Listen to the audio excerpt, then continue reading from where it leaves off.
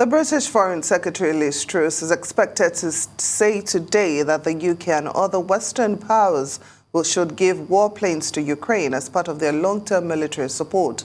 Ukraine has repeatedly asked for combat aircraft. Western allies have been reluctant to go that far for fear of provoking Russia.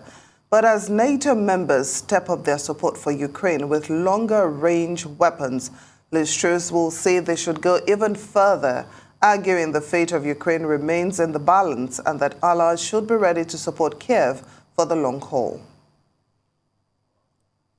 Well, for more on this, let's cross live to London and join Arise correspondent, Chief Correspondent John Cookson, who recently returned from Ukraine. Good to have you with us, John. Thank you for joining the program. How significant is Russia's move against Poland and Bulgaria? Hi, ladies. Good to be on Newsday. Well, this is a very significant move and sent shockwaves across Europe today. Gas prices soaring by at least 5% already 15% higher, even on the threat from Putin. The euro has plunged to a 5-year low against the dollar. So the impact across Europe has been huge. Poland and Bulgaria, having had their gas supplies cut off by Russia, Putin has always threatened to do this, but the actual fact that he's now done it is the impactful issue here. Why choose Poland? Why choose Bulgaria? Well, ostensibly it's because neither country are prepared to pay for their gas in rubles, but I say ostensibly because Germany and Austria pay for their gas in euros, and they haven't had their gas cut off so far. Poland, it's easy to see why Putin targeted Poland. Poland, a transit point for weaponry crossing into Ukraine to be used against Russian forces. But Bulgaria was a mystery at first sight. Bulgaria, broadly speaking, pro-Russian, both in society and in government. But there have been reports that Bulgaria, although calling for a withdrawal of Russian forces from Ukraine, has been secretly sending weaponry through a third country, possibly Poland, into Ukraine. Now, the Russians, which has fantastic intelligence, will know this, and this may well be why they targeted Bulgaria. Well, both countries putting on. I'm sorry, I thought you were done speaking. Go ahead, please. I was just going to mention that Bulgaria is now frantically searching for other sources of gas, including from Nigeria. So, it may be beneficial to the Nigerian market on this. But both countries, both Poland and Bulgaria, putting on a brave face. But this is a very serious move against both countries. Ladies? Very well said, John. Now, the UK's Foreign Secretary, Liz Truss, is going to make a major speech tonight about Ukraine. What do you anticipate that she's going to say?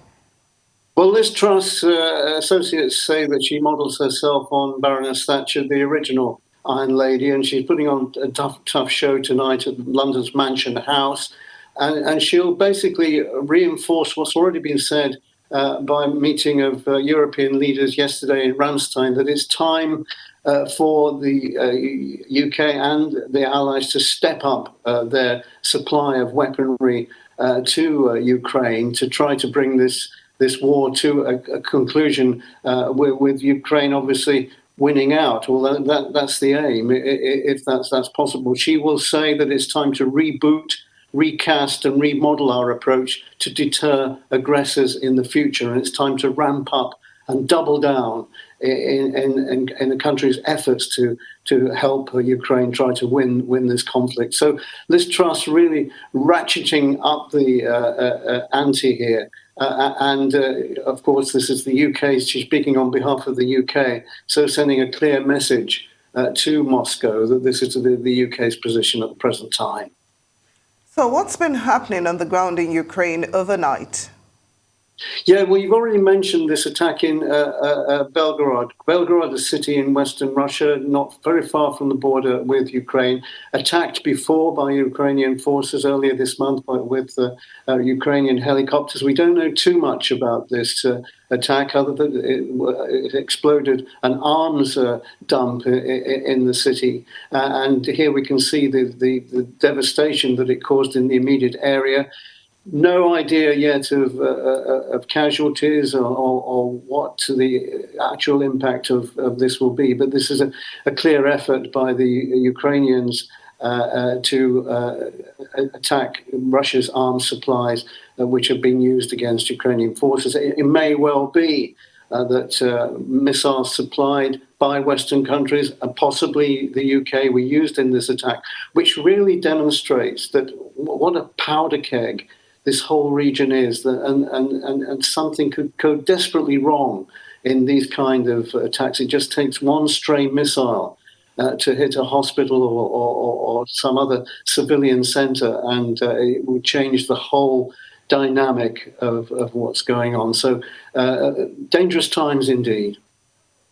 And what reaction so far from the initiative proposed by the UN Secretary General to President Putin to evacuate the civilians from Mariupol?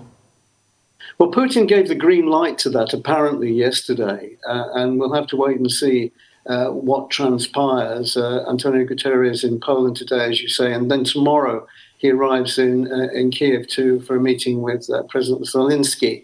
And what was being proposed is a committee to oversee the evacuation of civilians from besieged cities like Mariupol. But it takes an effort by the UN, the Russians, and the Ukrainians, and for them all to agree on transit routes for these desperate civilians. Now, that is a big ask in this particular conflict where trust is in short supply on both sides, because so often the Russians have promised to do something, and then when it comes to it, when it comes to clearing away and making sure a transit route is safe, either they or their rebel forces, which are backed by Russia, suddenly start firing on civilians, and suddenly the whole deal is off.